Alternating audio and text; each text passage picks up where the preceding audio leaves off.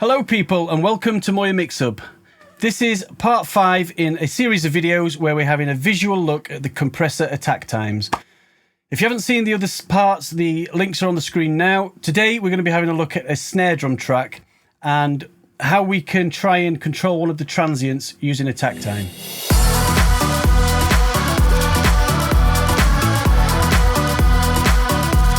Okay, so what we've got here is a snare drum track. It's the top snare mic. And it sounds like this.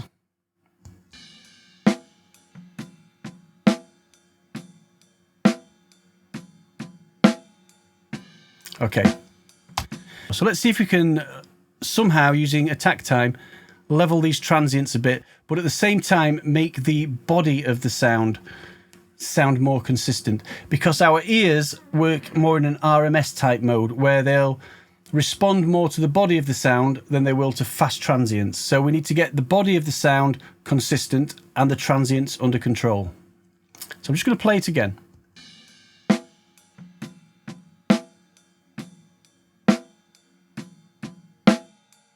Okay, and you can hear that's generally louder with the body and everything, isn't it? So we're going to use our good old friend from the previous videos to start with anyway, the Logic digital compressor. What I'll do to save time, I'm just going to go and bounce out a load of different times and see how they respond to this particular piece of audio. Now I've got all these, and we'll start with the very first one, which is 0 millisecond in peak mode. If you aren't familiar with peak mode, if you haven't watched the other videos, compressors, well, this compressor anyway, has a selection of either peak mode or RMS mode. Peak mode will respond to transients as they pass the threshold. RMS mode will respond to energy as it crosses the threshold. What I mean by that is it takes a little bit of time to calculate an amount of energy as opposed to responding to a peak. So it won't respond to fast transients in RMS mode. It'll just respond to blobs of sound, if you like. So we've got this currently in peak mode. Here, as we can see, 0 milliseconds peak mode, and if I normalize that signal for you, we can see we've got the transient under control. If we just play that, we'll just play a little bit of that. This one here. Okay, compared to this one, it's now louder, isn't it? But all we've done actually is just shave the top of this transient off like a limiter. And we had it set to 2-to-1 setting, so it's like a 2-to-1 limiter. Okay, in RMS mode, you can see down here, it's actually not done anything useful, really. Let's just play that. Compared to the original, it's not really doing what we want it to do.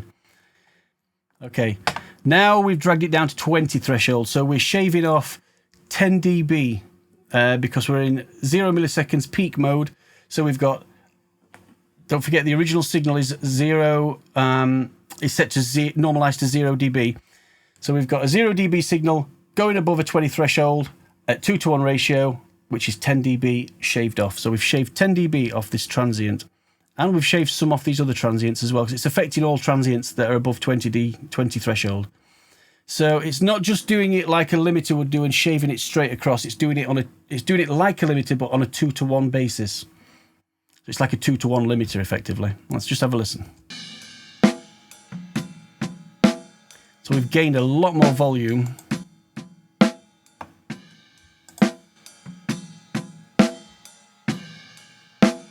RMS at 20.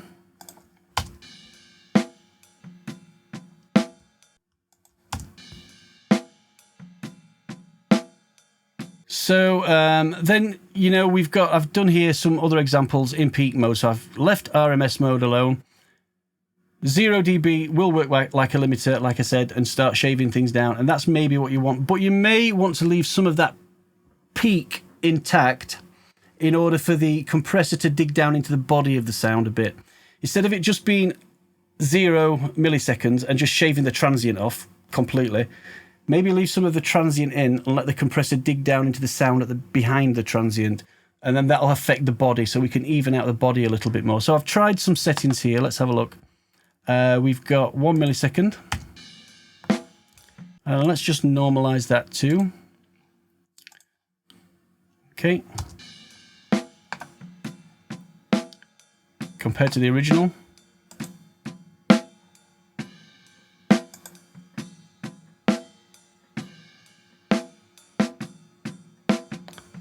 Well, it sounds very even.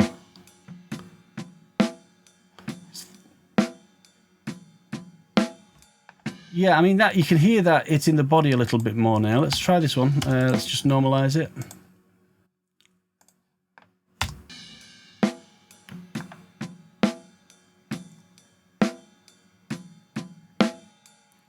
Yeah, you hear that fourth one. It doesn't jump out as much as the original. And 5 milliseconds.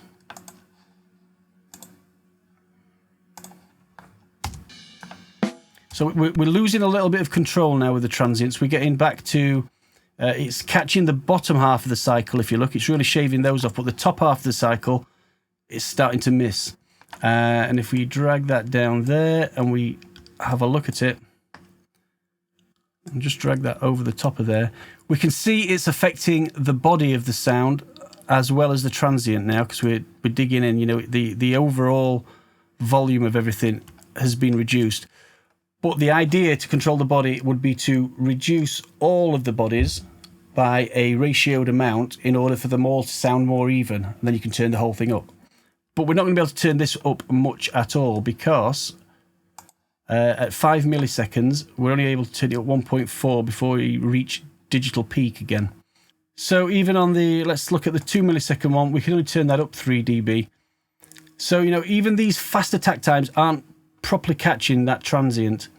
The ones further up, if you look, the 0 millisecond attacks, you know, we've got 5 dB extra on that one. And that's at -10 threshold. If -20 threshold, we could push it by 10 dB. That's at 0 attack. But like I said, that's acting like a limiter. So the thing to do may be to set a compressor up, first of all, to control the body of the snare and make those more consistent. And then a second compressor to tap down those peaks, or even a limiter, or even tape saturation, or any kind of saturation, to be honest. Tape saturation is particularly effective, you know, tape compression saturation, because that will round the peaks off naturally. So let's go and have a look. Let's just first of all compare again here.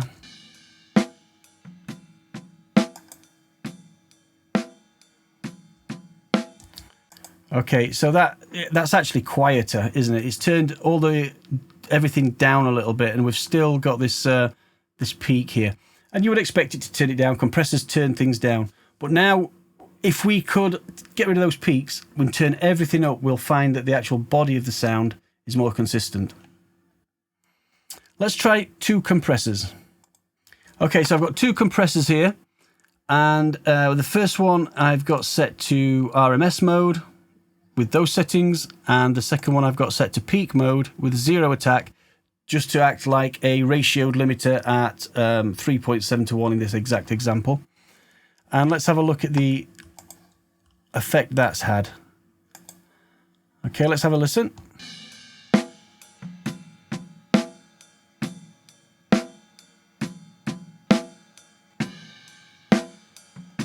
Okay, we've definitely got more volume now. You couldn't really argue that those snares are too out of place from each other, the bodies of the snares. So 2 compressors could work really well. Obviously, listen to this in the mix and set it in the mix itself. But on this particular example, as we're just having a look, it seems to be doing the job. Like I said, the other thing you could do is tape. Okay, let's just bounce that out and have a look. We'll just call it tape. Kaboom. Okay, as you can see, it's done a great job of removing the transients.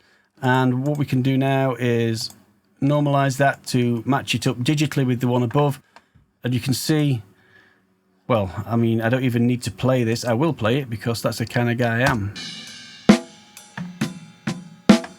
But I didn't need to play it because you can see it's way louder. Obviously, we've also got saturation in there from the tape. So tape is a great way. This was one of the problems when they went from analog tape to digital before sort of tape simulators were available. Digital always had this transienty feel, this sharpness to it that analog didn't. And it was because of reasons like this, where analog tape and analog devices add saturation. Saturation reduced transients naturally. Next up, let's go see what an 1176 does to a snare.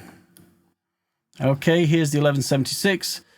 It's on this setting here, which is the default setting that comes. It's the Waves 76, obviously, and it's the default setting here, which is it's a slowish attack. It's a medium slow attack, and as you can see down here, let's just zoom in a little bit.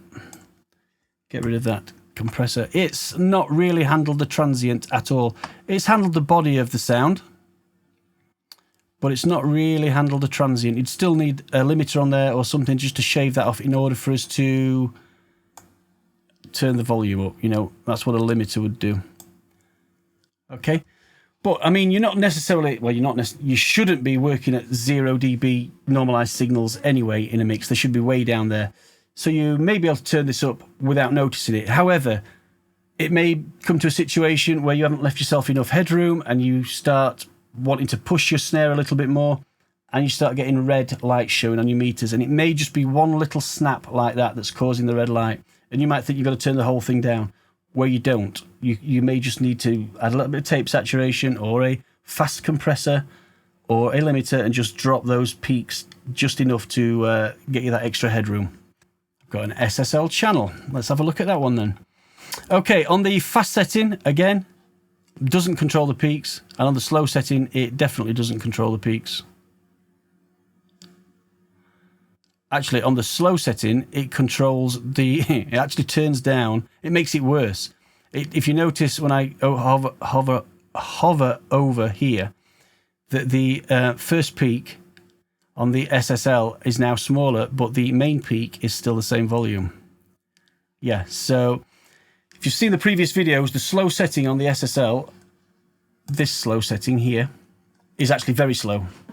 And the fast setting is less than 5 milliseconds, and that has caught the bottom half of the waveform, but again, it's not caught the top part. So if digital headroom is an issue for you, you're going to need to control that. Next up is the DBX 160, which is used on snare drums quite a lot. Adds a snappy sound, but does not control the transient. Catches the bottom edge of the transient again, does not catch the top edge. So again, may or may not be an issue. Probably not going to be an issue. Like I say, you shouldn't be working this close to 0 anyway. So this was just a little hypothetical situation of if we did need to control that loud transient peak there, how could we do it? Well, you can see that you need a really fast compressor, sort of 0 milliseconds, to actually catch it. And that's into limiter territory then, whereas a limiter is a brick wall and it'll just shave off completely.